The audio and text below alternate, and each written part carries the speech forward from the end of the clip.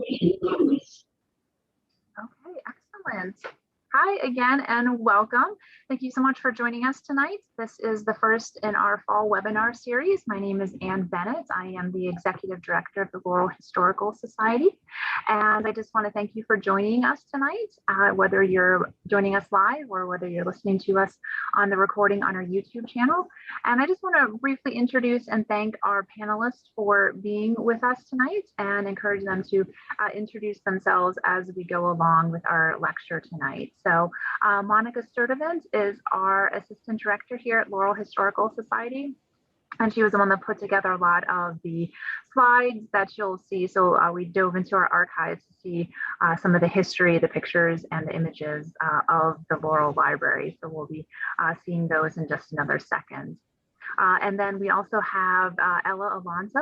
She's the Library Associate with the Prince George's County Memorial Library System here at the Laurel branch. And we have had a great time planning some virtual programs for both the library and the Historical Society in the past. So it's really great to be able to team up tonight. So Ella's going to talk to us a little bit about some of her time and behind the scenes experiences at the library and some of the great offerings and events that they've had recently at the library as well.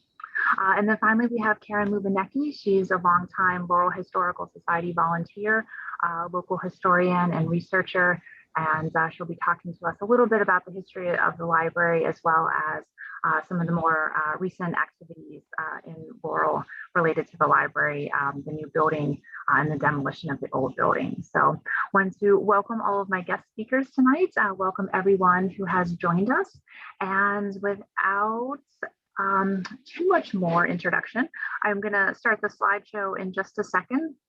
But I wanted to say, again, it's so great to see everyone here tonight with us. September is a really great kind of New Year's beginning. We just finished celebrating the Jewish New Year, and we are looking forward to new changes and new beginnings in a lot of ways. It was back to school for a lot of everyone today and in the past couple of weeks or so. And it's also a nice way to kind of, revisit the library and how it supports the education in our community here in Laurel. And Ella will be talking to you a little bit more about that, but it is also National Library Card Month, or sign up for National Library Card Month. So we'll be talking about that. And I just wanted to say, I have a story, as I'm sure it's very similar to most everyone here on Zoom tonight, is that, when I was younger, my mom took my sister and I to our local library, and it really just opened up a whole world of new possibilities and reading, and really started me on a whole journey of lifelong learning, which I'm sure most of you can share. And without my local library, I never would have read those books on ancient Egypt, never would have fallen in love with archaeology, never would have fallen into the museum community. So really, all of this is happening because of my local library. And I'm sure you do have stories like that, and we encourage those stories. This is called a collections conversation. So we do want to hear about your experiences, particularly with the Laurel Library. So we encourage you to use the chat box. You can communicate with other participants as well as the panelists. And if you have any stories or images or anything like that you would like to share, we'll have time for questions at the end, and you can always contact myself or Monica after the program ends, and we would love to document those stories and get copies of your pictures as well. I would also just remind you, we're probably all old pros at our Zoom meetings, but just to keep muted if you're not talking, asking or answering a question, and it's perfectly fine to keep your video off, although if you want to join us online, you're more than welcome to do that as well. So we are going to be starting with a short history of the Laurel Library. And this is our first collections conversation, the first of our fall webinar series, like I mentioned. And we're going to start with a brief history of the Laurel Library. And then, like I said, we're going to talk about maybe some more of the modern history or contemporary events that many of you might remember from the past couple of decades in Laurel. And then we're going to go through and talk about what the library is like today and all the great things that they have going on, even during, or I should say, especially during the pandemic. So I wanted to start off by showing you one of the pictures that Monica grabbed for us. And the library starts with really the story of the Laurel Library starts in 1910, going all the way back. And this gentleman here is Dr. J.H. or Professor J.H. Knowlton. And he was the first president of the Laurel Free Library, or the Laurel Library Association. And the Laurel Library is just one of the first that Laurel has in Prince George's County. So when the Laurel Library Association met originally in March of 1910, they soon formed the first public library in Prince George's County. And so that distinction also shares Laurel's history with the first public high school and the first national bank in Prince George's County as well. So this is one of just one of the first in Prince George's County that is Laurel's claim to fame. So the Laurel residents were very passionate about starting a library or establishing a library in Laurel, and they met first at the Masonic Hall on March 17th, 1910. And like we said, it was led by Dr. Knowlton here, and they started with there we go. We started with the letter or the minutes. So this is a copy of the handwritten minutes of the Laurel Free Library Association taken that day in 1910. And it calls for the creation of a public library. And I think it's great because it says an enthusiastic meeting of representative citizens of Laurel was held at Masonic Hall Thursday evening, March 17th, to consider the question of establishing a free public library in the town. This meeting was called to order by Mr. LePage Cronmiller, and Professor J.H. Knowlton it was chosen to temporarily chair. And I'm just going to pause very briefly. Those of you who know me know what's coming. And I just have to point out very quickly that those are two very significant names, Cronmiller and Dr. Knowlton, in the history of women's suffrage in Laurel. So if any of you have dropped into our past webinars or have come to the museum recently, you'll know that my current obsession is Laurel women's suffrage history. And I just wanted to say that in addition to being president of the Laurel Library Association, that Dr. Knowlton was a very outspoken proponent of women's suffrage at a time when it was not very common for men to do so. And he stood in opposition, especially to the editor of the Laurel Leader, or the Laurel News Leader at the time. And there was an article written in February of 1913 by the editor entitled "Why Men Balk at Women's Suffrage," where he was just completely against the idea of women's suffrage because they would be lazy and they would ignore their husbands and their homes and their families. And in the very next issue, Dr. Knowlton wrote a letter back to the editor saying, "I believe that women should be granted the right to vote. If there is one intelligent, sufficient reason why this should not be, it has escaped my attention." So I just wanted to say that in addition to being the president of the Laurel Library Association, getting this up off the ground, he's also a proponent of women's suffrage, and that Mr. LePage Cronmiller also plays a role, but more importantly, it's his wife, Mrs. LePage Cronmiller, or Susan Cronmiller, who was also the president, but she was the president of the Laurel chapter of the Just Government League, which was a Maryland-based women's suffrage organization. So I promise that's all I'm going to say about that. But just know that in addition to this library history, there's also this great side history that we can talk about with Dr. Knowlton. So these are the handwritten minutes that we have here. And let me just advance the slide. Okay, excellent. And then Monica, I think these are some of the clippings that you found from 1910 when the Library Association was formed. Yes, just one sec. Can you hear me? Yes, perfect. Great. Okay. Yes, so this is a sample of some of the ways that the library was being reported on in the Laurel Leader. So the clipping on the left, that's just part of it. But the main thing about it is the headline, "Hurrah for the library, the association at work, and many books in night will be open to the public by May 1st. It says May 1st, but it opened later than that, according to the second little clipping in the middle. So the second clipping is after the library has opened. It mentions that there were 700 volumes to start with, or around 700. And so it said that it opened to the public last Monday. So that would have been, this clipping was from May 13th, 1910. So that would have been May 9th, 1910. So 700 books, or around 700 books. And also it tells the hours of the library at that time. So it was open Monday afternoons from 2 to 6 o'clock, and then on Tuesdays and Thursday nights from 6 to 10. And it also tells us that a list of donors will be in the paper next week. So then the next clipping, the one on the right, is just a small sample of people that donated books to the library, and it tells you what types of books, like fiction, poetry, history. Also, so I was curious, I wanted to know some of the titles at the time. So there was a list of titles that was published in one of the papers.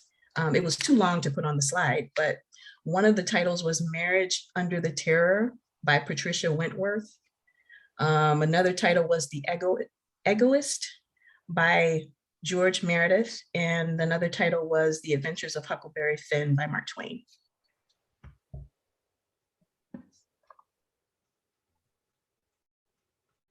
And this is the ledger, a ledger of the Laurel Library accounts and donations. And that would have been, let me just get a year. That would have been, it shows 19 entries from 1921. It shows donations. And if you look closely, I guess you can see, I think this is the page where you can see a lot of names that are recognizable in Laurel.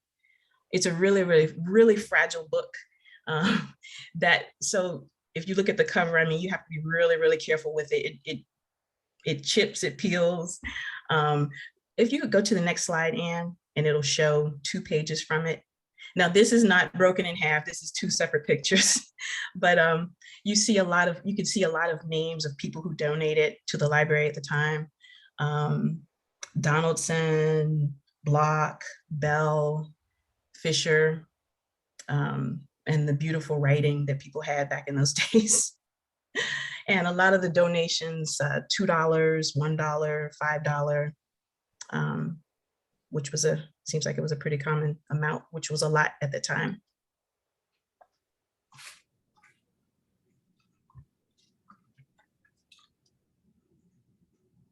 Okay, and then this is the secretary's book for the Laurel Free Library Association, and it was donated by Frederica Albee. She was the secretary of the Laurel Free Library in the 1930s. That's the first page of a really detailed history that she typed up and included in the book. And one of the interesting things that I read was that she mentioned, so the library, the first library in Laurel, it was in 384 Main Street, the building for what is now the Women's Club of Laurel. And at the time, in 1910, they shared the space with the Women's Club. The Women's Club of Laurel also met in that building. And so she talks about how when the library was low on funds and they couldn't pay the rent or they couldn't pay the librarian, the Women's Club of Laurel would step in and help. Right. Monica, did you notice that she actually has the date wrong for the founding in the typed up version? Yes, I did notice that. And I was worried for a while, but then I saw it in other places and I said, okay, maybe she had the date wrong. So yeah, so then 1908, when really it was 1910. Yeah. But she had a lot of interesting history in there. Just little details of how just things from when they decided to put wallpaper up to just things that were done to the building. And it's a very interesting history to read. Someone in the chat says it appears that free was added to the Library Association on the cover. Yes, so at the time it was called the Laurel Free Library Association. And so I don't know, maybe they added it later, but they did refer to themselves. I saw things where they did refer to themselves as the Laurel Free Library Association in 1910. Well, I think if I may jump in, and Mhm. Ella, you may know more about this than we do, but I think there really was, libraries were not always free. So the fact that this was a free Right. library is what made it significant, so that the people could borrow the books without paying to borrow the books. Is that not correct, I think? Yes, yes. Yeah. Okay, next slide. Okay, I don't think this is one of mine, but I know what this is. So this on the left, the picture, that's the picture of the Women's Club of Laurel, the building, 384 Main Street. And on the right, it's the inside of the library. I don't know what year that photograph is from, but it looks like the inside of the building when it was a library. Yeah, no, thank you, Monica. I kind of just put that in Yeah. just to kind of show people that this is kind of what it looks like now. And I know we have, I think, a member or two of the women's club. So if you wanted to say anything about, sharing that space or the kind of the shared history with the library, you're more than welcome to. But I think it just got such a great history. This little building does so much today in our, in our community, with all the activities that the women's club does, but then it just has, this long history of supporting the community. And if you walk by it today, I never thought, I'm sure most people didn't, that it was, it was the first little library in Laurel. So I think that's really cute. So if you walk by today, it looks pretty much the same. Now you know a little bit more about its history. Okay, and these pictures, okay, so the one on the left of the shelves, that photo is from 1947, and that's inside of the 384 Main Street location. The middle image is from 1949, and it's librarian Elizabeth Fetty, and she's with a reader. His name is Donald Lee Anglin. And then the photo on the right, that is from the 1950s. I did not see a specific date for that one, but it said from the 1950s. It came with a note, and it said that it was of Joan Harding working. I assume that Joan is the woman with the, can someone confirm, can you confirm that, Karen, or do you recognize, or have you ever seen? Okay, because to me, they both look like they're working. So, and then the next slide is of librarian Elizabeth Fetty in 1949, and that's inside of the 384 location. I just want to point it out again, you feel free to jump into the chat or, kind of raise your hand if you have comments as well. But I love it because it looks like, isn't there like a stove or like something to kind of heat, behind her, and you can see the stacks. So it really kind of is a very, kind of communal place, something that we, even in the smaller branches today, we don't really get a sense of too often. And it looks to me like, I didn't look deeply and blow up the picture, but it looks to me that that's Dr. Knowlton's picture framed on the background, like in the back wall. Ooh. So it just looks like, they're still remembering kind of, the early presidents and founders. So I didn't even notice that until now. yeah. Oh, yeah. Okay. That's cool. Oh, and then Ella says the fireplace is a popular area. I'm sure. Yeah. So I guess some things haven't really changed then. And yeah, that kind of sense of curling up with a good book. That's, I think, that's maybe timeless. Okay. And these photos, so these photos, they don't have dates or names with them, but we do know that they were Laurel Free Library volunteers. So I don't know what the dates are for them, but that's definitely the 384 Main Street location. And it just gives you a closer look of the shelves and just what it looked like in the library. And I just have to point out the details. That's kind of what we do, just in addition to the people looking at the material culture. And I just love the old fashioned card catalog. That's yeah, me too. So there's something very iconic, and it hasn't been that long ago that libraries and branches still were reliant on the card catalog. So I love that. It's very classic. Me too. Sure.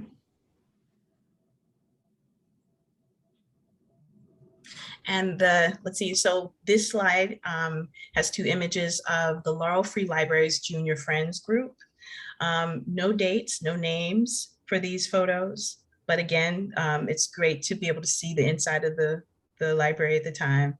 And I'm looking for the picture again, the one that I didn't notice the first time. But yeah, this slide, and then the next slide is the same. It has just more pictures of the junior group. I don't know if anyone can tell what year that might have been from. But based on the clothes, it looks like late 50s, maybe very early 60s. okay. Yeah, I would say 50s too, with the saddle shoes and kind of the puffed out skirts of the dresses. And Denise in the comments, she said that the shelves are gone, so that no big library shelves anymore. But the cabinets are still there and the glass doors are still there. So it's nice to know that there's still kind of, architectural history and connections to when it was used as the Laurel Library. So Mid-50s. in the mid-50s. Okay. Yeah, Okay. so that's probably about the end of its use there at the library. So that's great.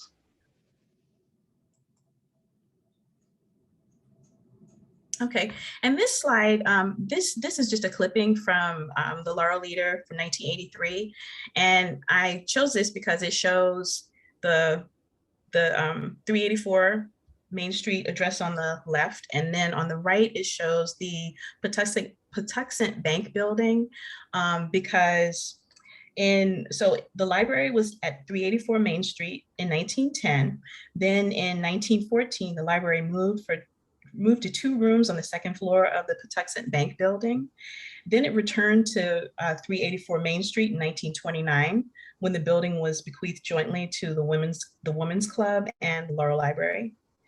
And then in July of 1947, Prince George's County created a library system, and Laurel Libraries Association donated its books and became the first county branch library.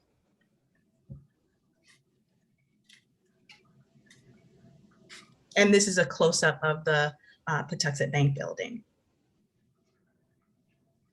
I think that's great. And Karen, that building's still there today, right? Isn't it? Yes. Yes, yes, it's there right now. There's like a Metro phone store, and there's a dress shop, and a lot of the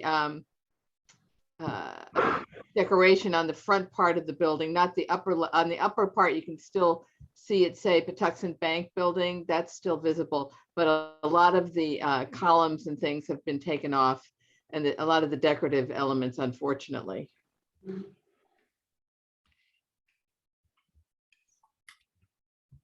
Okay, and I think that's your slide. Yeah, no, this is great. And so this is just to kind of update the timeline to what Monica had said, that again, starting from 1910 is when the group met, the Library Association was formed.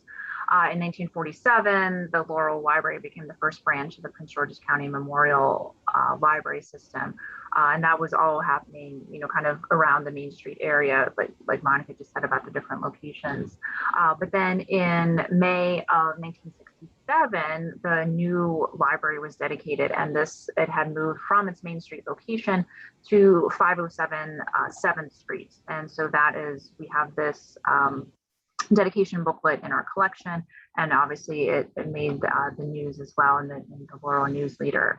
And so that it was dedicated, as we can see, on May 7th, 1967, and it was built on a plot of land that was purchased for it or donated to the library by the Stanley family, and that will become significant a little bit later in the timeline, so we'll revisit that idea. But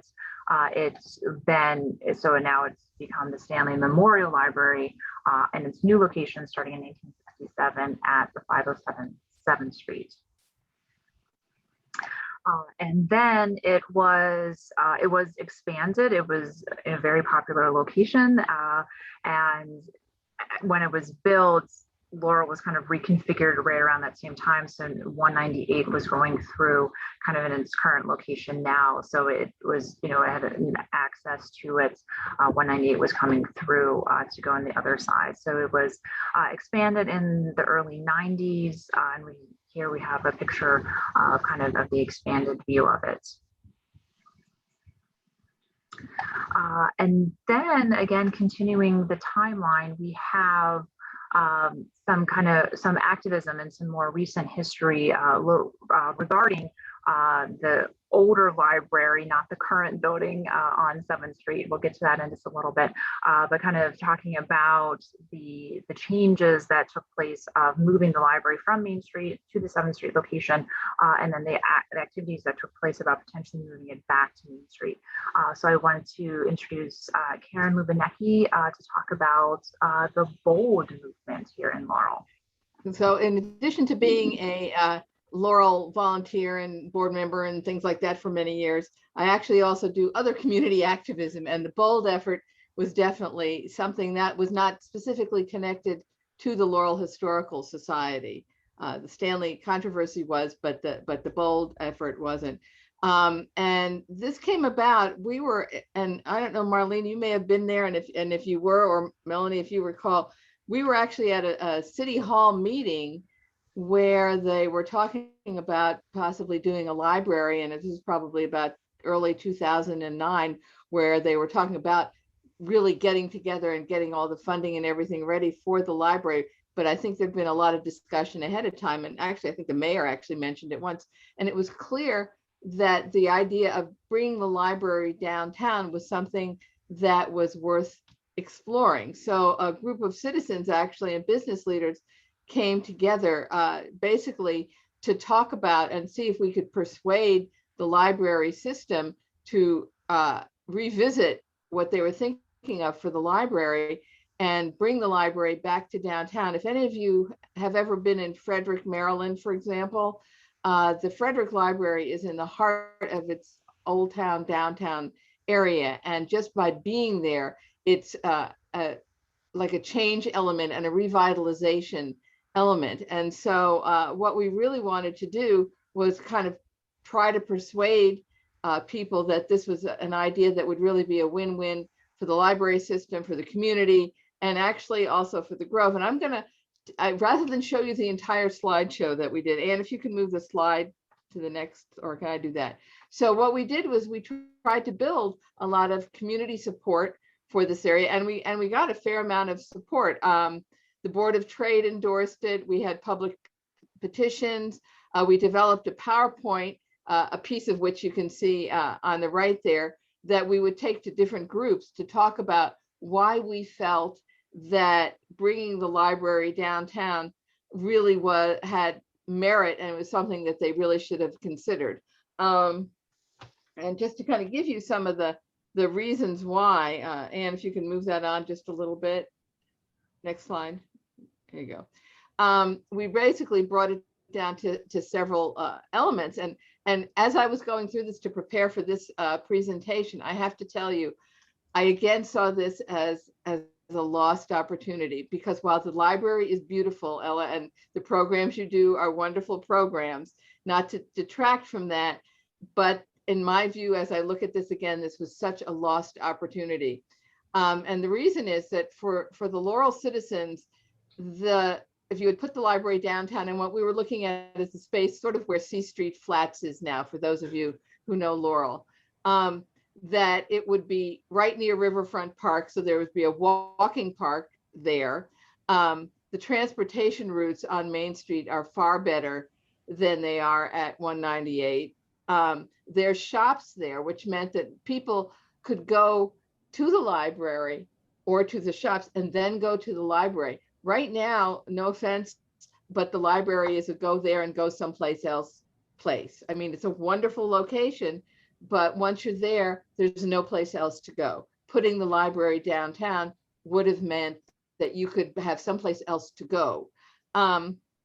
We felt that the Prince George's County Library System would not have had to close the library and move if they, during the transition, because they were demolishing the old building. So obviously the library had to move someplace else.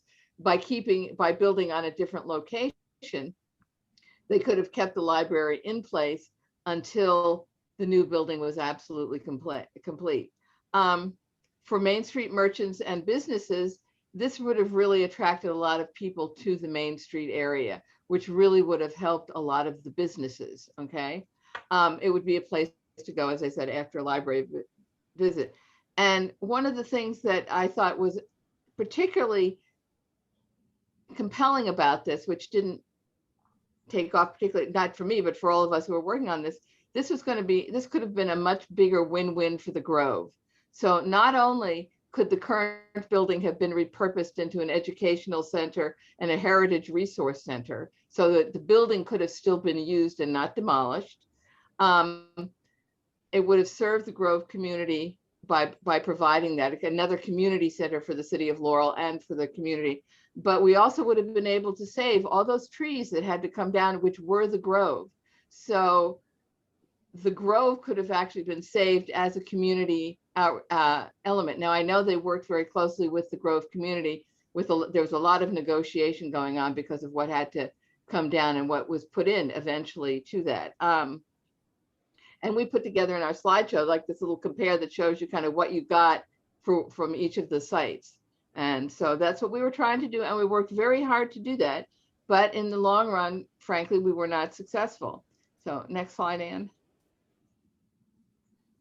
So why didn't it succeed? Well, I have to say the first reason was, frankly, that we were a little bit late to the game. The people, the many organizations and people had been working for a number of years to make this new library a reality. And when we kind of came along and said, hey, stop everything you're doing and let's take another fresh look at that. You know, people kind of get on a track and they're there. They don't want to hear something else. They just, they've been working really hard. The center, we did do a presentation to the Central Library. People down in where you're Upper Marlboro, I think it is, we did there. And while they listened, they were very uninterested really. And there were a lot of objections to the possibility of using a two-story building. The idea being that the librarians don't like to have to look at be able to look at several areas, though I have to say they could have put all the meeting rooms on the second floor and that would have been perfectly fine. And the new building, which is absolutely gorgeous, is in fact a two-story building with a huge atrium, but there you go. And one of the other things was the group, the Friends of the Laurel Library, had been really committed to the 198 location because they'd worked on the library system for years. So this didn't succeed, but I have to say, even in retrospect, I still think it was a good idea. So that's kind of bold. Okay, great. Thank you, Karen. Yeah, that kind of really brings us up into the modern history of the building, and we can just see from the very beginning, everyone was passionate and enthusiastic about having a library in Laurel, and that passion and enthusiasm continues kind of on both sides of the debate. So, and Ella said in terms of the design that it's actually not a two-story building, so I guess it's just kind of like a raised roof, and I know it's very full of light. So it's a really common misconception. We get that question all the time. Yes, you're hiding a second story or somewhere, and there you can't let the public in. So like Karen had mentioned, that the previous building that had been there since the 60s and expanded in the 90s, that was demolished. So the demolition started in 2015, and like Karen mentioned, along with the demolition of the building, the iconic oak trees that gave the name to the historically African-American community of Laurel, the Grove, were also demolished along with that. So we've kind of lost a little bit of definitely the natural, but also the cultural history as well with that plot of land. But so we can see the different stages of the demolition here. And I think we have, then they're talking about also the groundbreaking in the same year. So you can kind of see, the townhouses in the background and kind of see where the new building was situated as well. But that's, so the kind of the debate, the controversy, however you want to call it, the discussion the passion and enthusiasm with the bold efforts was actually not the only time that the Laurel Library kind of came to the attention of Laurel residents as a different type of controversy. So if I back up just a second here, you can see very clearly here in the demolition pictures that it says Laurel Branch, Stanley Memorial Library, and we saw that on the dedication booklet that we had in our collection in 1967 as well. And so the Stanley family, like we said in 67, had donated that plot of land in between 7th and 8th Streets there for the library. And it became controversial because it was named after a specific member of the Stanley family. It was named after Charles H. Stanley, and he was born in 1842 and died in 1913. So we're going back a ways now. And he was very active in Laurel and in Maryland. He was a mayor of Laurel. He was a state comptroller. He was one of the founders of Citizens National Bank in Laurel as well. But during the Civil War, he was a general, I think he was a general, and he fought for the Confederacy. So as part of the controversy, what happened was in 2014, the Board of Trustees for the library decided that they wanted to remove the Stanley name from the library in order to keep it more consistent with other branches in the Prince George's County system that were not named for specific people or had family names associated with it. So they wanted to be more consistent. In addition to that, some Laurel residents supported that change because they felt it was not appropriate that the library should be named after a Confederate soldier, especially one that is so close to the Grove. Like we said, the historically African-American community, that 8th Street is really kind of where the community area starts with the housing and St. Mark's Church, kind of going, into 9th Street, and then the West Street there is the crossroads. So they felt like because of its location near the Grove and Emancipation Community Park, it wasn't appropriate to have that name continue. But other residents felt that the new library should keep the name because the Stanley family was the family that deeded the land to the county in the first place. And they named it the Stanley Memorial Library because of that. And again, like we had said, he did other things for the city of Laurel. So there was kind of a balance on both sides of the debate.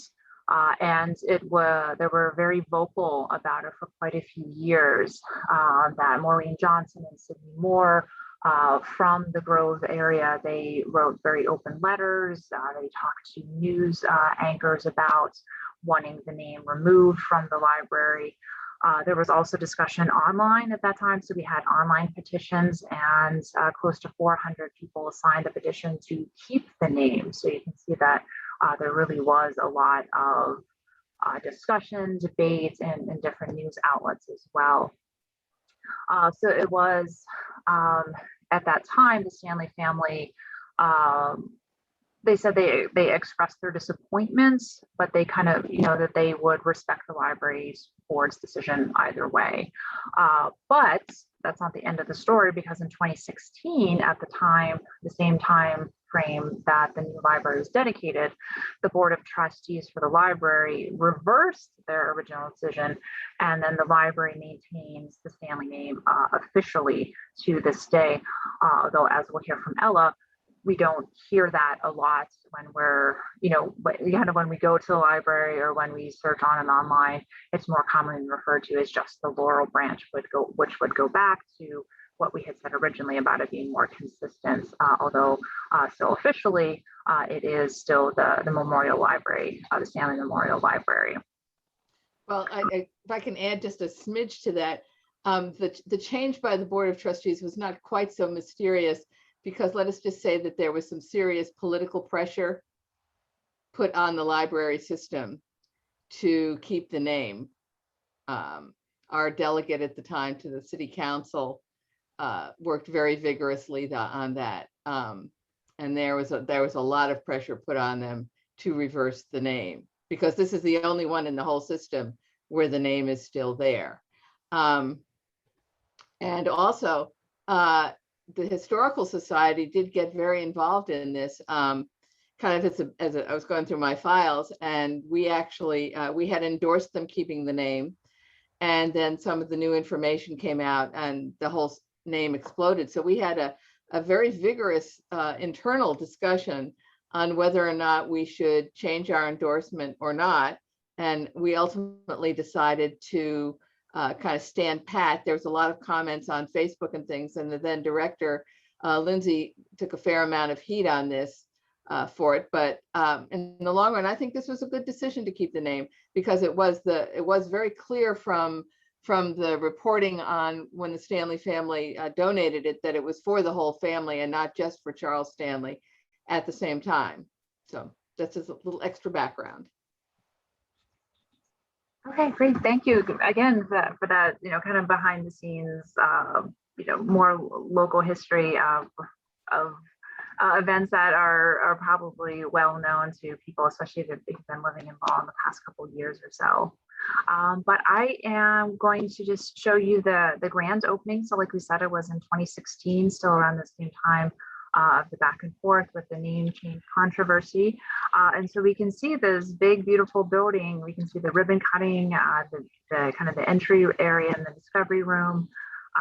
And then we are going to pass it over to Ella finally, who's been waiting very patiently to talk to us. So Ella, if you would mind talking to us about the programs and about your current offerings, and just what it's like to work in the Laurel Library.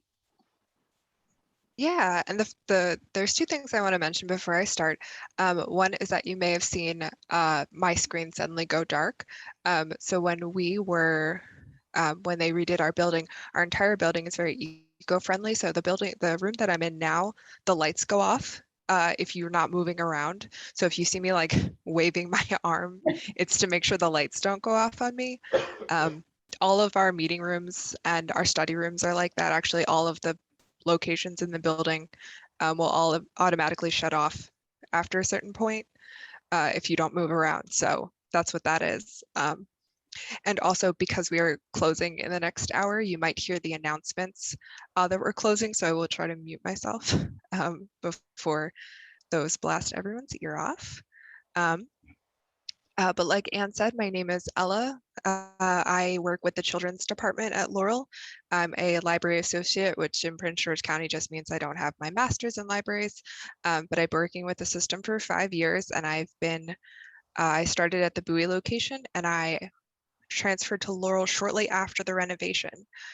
So I've been here basically since the building opened, which has been really exciting. We are actually one of the busiest branches in the entire system. We have more programming, material, and foot traffic than any of the 19 branches in our system. So we are the busiest by far. See, and there's so much to tell you, and I know we're kind of running out of time. So if you haven't been to the new location, I definitely encourage you to visit. We are open to the public if you are wearing masks. Since I'm in a closed room, I'm not wearing a mask, but we do require everyone to wear masks. But I highly encourage you to visit. It is a single floor for the building. That's a common question that we get. We actually do have kind of a secondary floor that's all kind of machinery. So none of us are able to access it. So there's no meeting rooms or anything upstairs. When we first opened and I was here the first couple of weeks, we got that question almost every day. So it is not a secret that we don't have a second floor. We do enjoy our location that we're at currently. We partner a lot with the city of Laurel. The Emancipation Park, we hold a lot of programs out there. And on the slide, you can see just a few of the programs that we've offered in the past couple of years. Unfortunately, because of the pandemic, we haven't been offering face-to-face programming, especially since the children can't be vaccinated, and we do host a lot of children's programming. But you can see we try to host a wider range of things. For our 0 to 5 crowd, we try to do the story times. For them, we divide them into 0 to 2, 2 to 3, and 3 to 5 so that they can get kind of specialized story times for their age development. For the older elementary kids, we try to do STEM, which is science, tech, engineering, and math. So you can see our Building a Galaxy with Code. We try to teach them coding. Coding is really popular at the Laurel branch. We have a few organizations that come in pretty frequently and help us with our code programs. As Anne will tell you, we really love history here at Laurel. So we have had different historical organizations come in and help us with programming. Anne has actually been helping me a lot with the teen programming this year, since we've moved virtually and we haven't had them in the branches. But we did have the Passport to Maryland group come in and do some historical stuff with us in the past. We've also had some storytelling, and we do have 3D printing and VR here at Laurel, which unfortunately is in storage right now because of the pandemic, but we like to do a lot of the immersive technology with the teens and adults as well. So if you want to go to the next slide, I have even more programming to show you. So normally a lot of these programs that you see on the screen are for our Summer at Your Library program. So every summer we host several months long program called Summer at Your Library. It's a reading program where we encourage people to sign up and track the amount of reading they do over the summer, and then you're entered into prizes. We get a lot of families, but it is for all ages, and they usually have prizes like Amazon gift cards, and we had Nationals tickets this year. We usually do a really big game day where all the libraries in the system go out and see the Bowie Bay Sox. Go see a game together, but unfortunately this year we couldn't.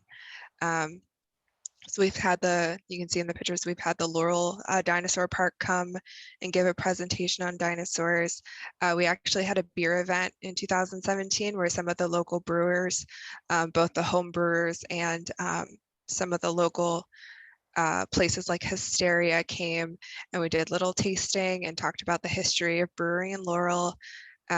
We've had some dance classes, we've had some local performers come, and then we partnered with the Laurel Cats to have a cat adoption, which was really fun, and we got a lot of cats adopted that day. So that's been great. So if you want to go to the next slide. As of right now, we are still not offering face-to-face programming, but we have a ton of stuff online. We've really beefed up our online resources. So we do have many more of our databases are available remotely, so you don't have to come into the branches to access them. We've moved a lot of our resources online. So for example, our newspapers, we've tried to get a lot of those subscriptions online, so you don't have to come into the branches for them. And then we've just been transitioning our entire collection to be more digital friendly, since most people are kind of getting more comfortable with that as the pandemic goes on. And then if you want to go to the last slide. The other thing that we've been able to do since we've been working, most of us have been working partly from home, is we've been able to host a lot more of our virtual programming. So we actually, throughout the pandemic, we never officially closed. We just all kind of started teleworking. So we've been working from home. So we've been offering virtual programs instead of our face-to-face programming. So on our YouTube page, you can actually see most of the recordings for the programs we've been able to offer, both as a system and specifically at Laurel. So the programs that I've done with Anne, the historical programs, those live on our YouTube page. We've had a few really big name authors that have done talks with us that have been great. A lot of yoga studios have done health programs with us. Those are recorded as well. Story times, we did a story time series for the different branches. We did English, Spanish, and I believe we had a few ASL online as well. So all those things are recorded and on our YouTube channel, and we're still putting those out as we're open, but not open to the extent that we would like to be. So we're hoping to continue with our opening. We're currently in what we're calling phase 3.5, which is that our buildings are open and our services are mostly available with the exception of like passports. But since you're here, I can give you a sneak peek. We're supposed to be getting laptops that we're going to be loaning out. Those are coming to the Laurel branch soon, but that's a secret, so don't tell anyone. Some of our other branches have them, but we'll be getting them at Laurel. And what other secrets can I tell you? And hopefully we should be looking at phase 4 soon, which will be more of our face-to-face programming. So we should know that soon. And I believe that's it. I tried to wrap it all really nicely. We're normally open we are open kind of limited hours right now. I laughed when you were talking about the hours that the library originally opened. We're normally open 10 a.m. to 9 p.m. every single day. We have limited hours right now. We're open from 10 to 6 most days, but we hopefully in the next couple of months we'll be getting our Sunday hours back. Usually that's when we get a lot of people in the branches. And we of course miss the public and can't wait for them to be back. So yeah, it's a very, very quick overview. I'm trying to beat the announcement at 7:30. Oh, Ella, thank you so much for blasting me through all that. You have done a beautiful job of condensing all the many things down into just a few short minutes. And I love it because the programs that we've brainstormed on together have just been so easy to do. And it just really, I think, just goes nicely with all the other offerings that they have. So we did an introduction to genealogy together. That was our first one. And then we also did a discussion on historical costuming, and that was a lot of fun. If any of you know me, that was right up my alley. And then Ella, we also have another one coming up. When's that going to be aired? So that is going to be October 13th, I believe. So Anna and I collaborated on a very spooky Halloween program for our teens and young adults. So that should be coming up and airing soon. Yeah, I'm very excited. It was really great. It was a lot of fun to do. It was a little weird to talk about Halloween and dress up in costume in August, but it kind of got us in the mood for Halloween coming up here. So, and it's definitely been, as I'm sure the museum will tell you, it's definitely been very weird having events but not having them in the same capacity. So normally we table in the community, so we have about 20 to 30 recurring programs a month normally, which is the most of any of our branches. And we have about 12 of our local schools that are assigned to just the Laurel branch. So normally we're doing career days and, just going and talking to their media specialists and their kids, and back to school night's usually a really big one. And so normally we go out and table in the community. So we've been lucky enough to table at the Laurel, Halloween on Main, Halloween on Main Street. We went a few years ago, right before the pandemic, and we saw close to 300 people. And we all went in costume and stuff. We've gone to the Main Street Festival. So we usually try to go to those events, just if nothing else, to be with our community. And it's been really weird to not be, but we're really excited to get back out there again.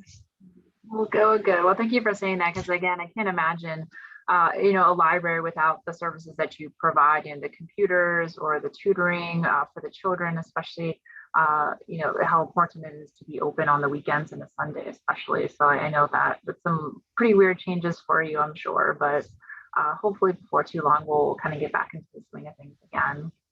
Yeah, and it's been great to be able to kind of expand more into the virtual. I know we've been able to reach a lot of organizations and community members that normally we wouldn't see in our branches. So that's also been great in its own way. Well, excellent. Well, I will let you put yourself back on mute in case the announcement comes over soon. But I will encourage you to put any questions that you have or comments into our chat box, especially asking any questions about Ella and her programs and her stories about working at the library. I am just going to take 1 or 2 other minutes just to go through some of our upcoming events. And then I'll open it up for any other questions or comments that you have. And again, please, we want this to be a conversation. We hope we've, conveyed a little bit of that informal discussion that we wanted to have, even though we can't be face to face. We can at least talk about it virtually. So please feel free to put that into the chat. So just real quick, a few announcements from our side of things. We are really excited, and we were fortunate that we were able to reopen the Laurel Museum starting this June, a couple months ago.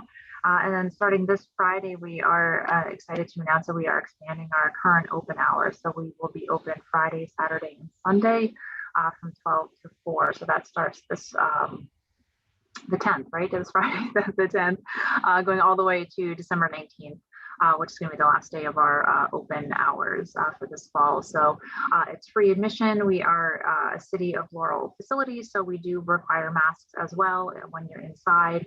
But there's a lot to see. This is the updated version of our 2020 anniversary exhibit. So there's a lot you can see from the previous 150 years of Laurel's history, plus all the updated events of 2020 and 2021. And we do have a mix of virtual and in-person events coming up. We're excited to do a hybrid McSweeney March. And if any of you aren't familiar with that, this is basically our memorial walkathon in memory of Jim McSweeney, who was a former board member, volunteer, community activist.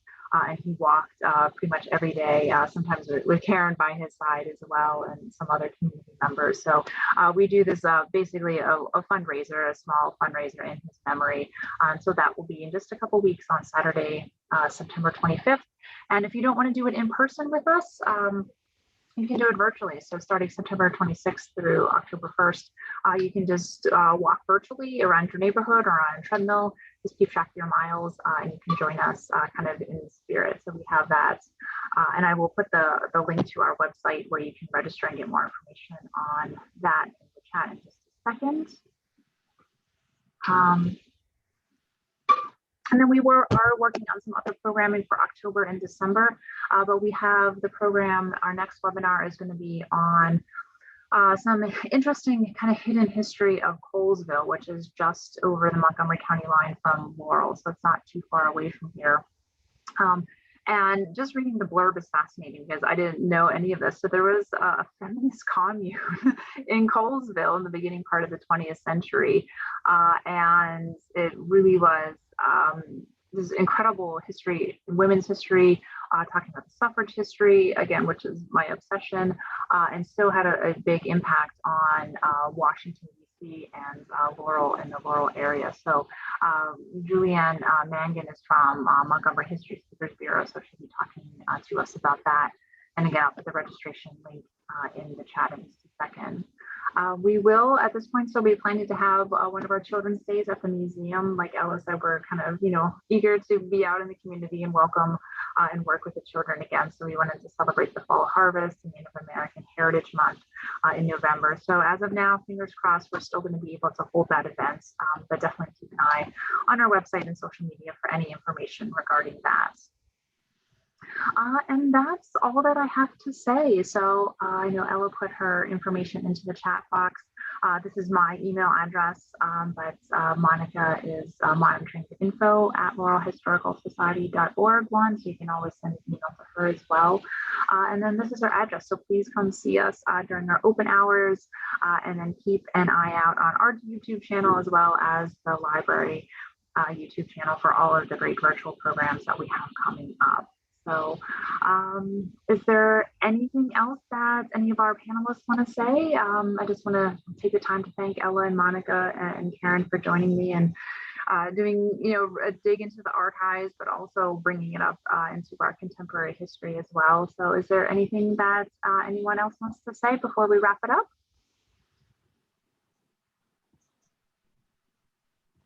Okay.